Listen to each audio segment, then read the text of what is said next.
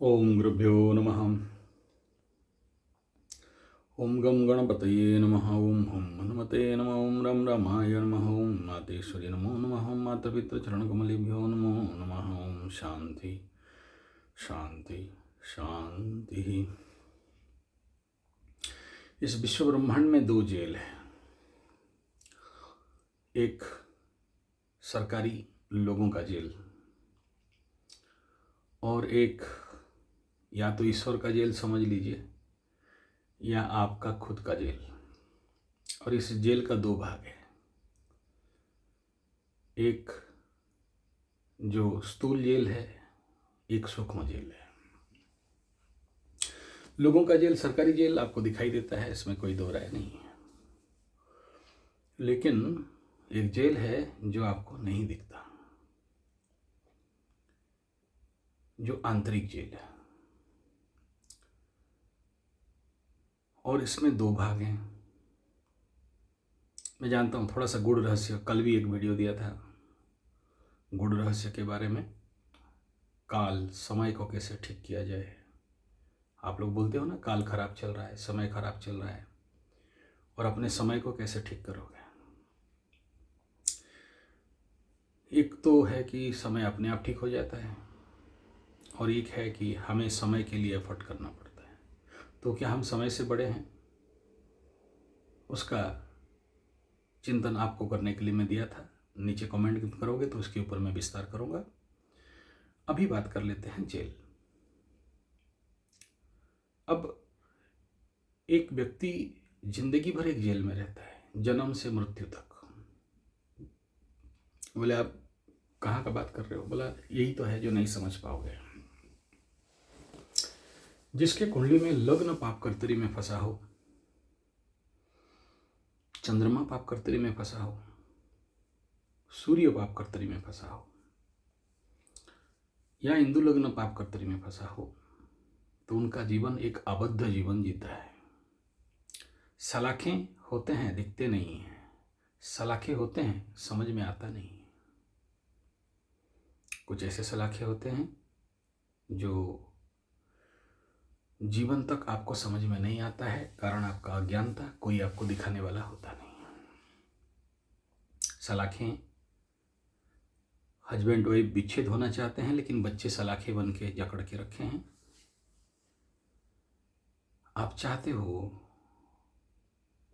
खुले आसमान में घूमो, उगते सूरज, चंद्रमा उगते सूरज को देखो, पक्षियों के चहचहाट को सुनो, सुंदर बहती कलकल नाद करती झरना के पास बैठो, भूल जाओ एक मिनट के लिए कि संसार है, पीछे आपका परिवार है, पीछे आपका नौकरी है, पीछे आपका बिजनेस है, पीछे आपको धन कमाना है। भूल जाओ एक पल के लिए, और एक सुंदर स्वाधीन, एक इंडिपेंडेंट कुछ मोमेंट जहाँ कोई नहीं हो, आपको कोई बंधन ना हो, कोई मुक्ति का विभाव ना हो, कोई संसार, मोह, पैसा, रुतबा, आपका मान सम्मान, कुछ नहीं।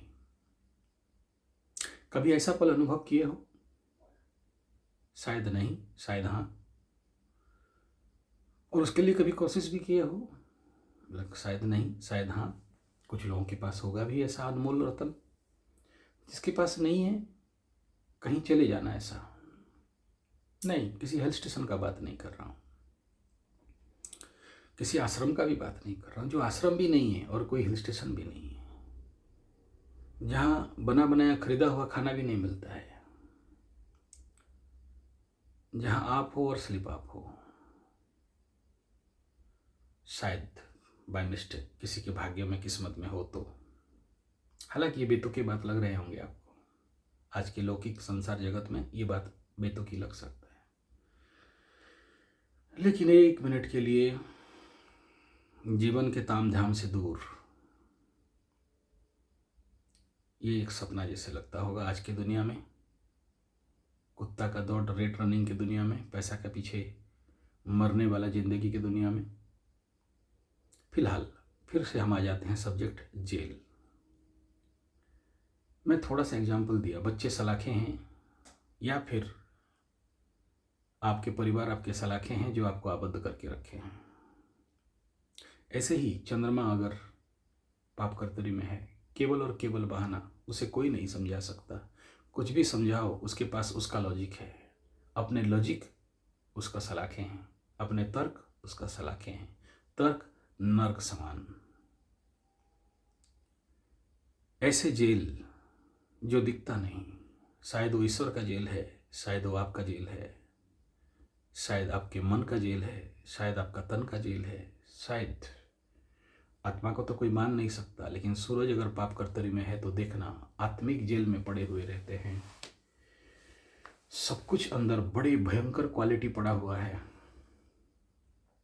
बड़े से बड़े गुण धर्म स्वभाव ज्ञान सब पड़े हुए हैं, लेकिन कोई काम का नहीं है। इमेजिन करो एक ऐसा बड़ा सा गोडाउन स्टोर जहाँ पर सामान तो बहुत है लेकिन काम का कोई नहीं है। काम का भी है तो काम में लगाया नहीं जा सकता। मैं बड़ा गहरा बात शायद बोल रहा हूँ, आपका समझ से परे हो सकता है, कुछ लोग समझ भी जाएंगे, थोड़ा सा ज्ञानी लोग। बोले क्यों बोल रहे हो गुरु जी? क्या वो जेल टूटा जा सकता है? अगर भगवान कुंडली में लिख दिया है कि आप जेल के अंदर जियोगे, जेल के अंदर मरोगे, ऐसे जेल, मैं एग्जाम्पल रख रहा हूँ, ऐसे बहुत, मैं छोटा सा बोल रहा हूँ, ज़्यादा समझ लेना। क्या ऐसे जेल से निस्तार और मुक्ति का कोई उपाय है? अगर कुंडली में लिख दिया गया है तो ऐसे पाप करते रहे तो ग्रह हटेंगे नहीं और हमारे जीवन में सुधार होगा नहीं और हम इस जेल से मुक्त तो हो नहीं पाएंगे। तो क्या ऐसे जेल से मुक्ति का कोई उपाय है? ऐसे जीवन से मुक्ति का कोई उपाय है? और जब तक आप अपने सलाखों को, अपने चार दीवारियों को, अपने जेल को नहीं तोड़ते हो, तब तक आपके जीवन में आप सर ठोक दो, जिंदगी भर कोशिश कर लो, बाहर तो नहीं निकल सकते। उन्नति का वो दौर और वो नया हॉरिजन, नया दिगांत के तरफ का साथ आपका परिचय तो कभी होगा ही नहीं।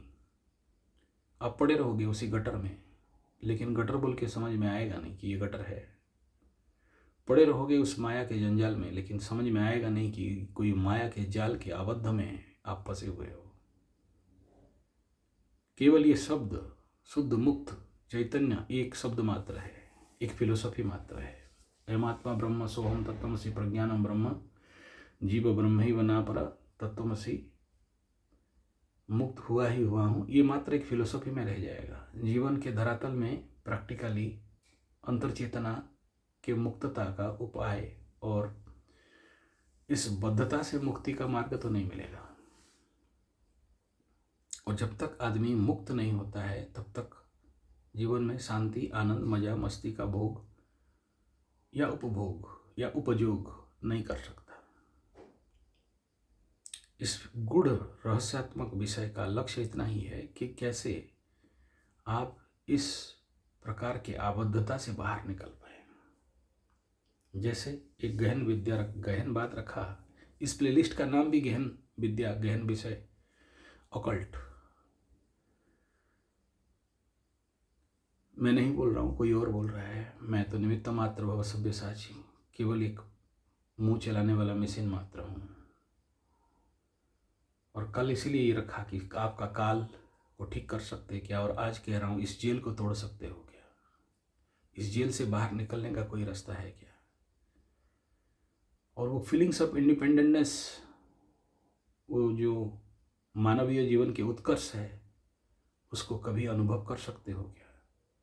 निकल सकते हो क्या इस जेल से? और निकलने का फायदा कुछ भी नहीं है और पड़े रहने का भी लॉस कुछ नहीं है।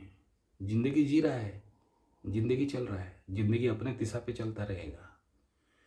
लेकिन जिस दिन इस स्रोत से, इस नदी से, इस झरना से, इस रेस से बाहर हट के एक मिनट भी खड़े हो जाओगे तो बहुत कुछ दिखाई देगा जो आम आदमी का देखने से बाहर है। क्योंकि सब बहे जा रहे हैं, सब चले जा रहे हैं उस दिशा पे जहाँ उन्हें खुद पता नहीं कि लक्ष्य किधर है और कहाँ जा रहे हैं। सब बह रहे हैं, सब बह रहे हैं, सब बह रहे हैं और बहते ही जाएंगे। कभी सोचो इस बहने का प्रक्रिया से क्या हम बाहर आके इस बहना को देख सकते हैं? और जिस दिन देख लोगे धन्यवाद, नमस्कार। नीचे आगे आपका कमेंट का इंतजार रहेगा। आचार्य संजय।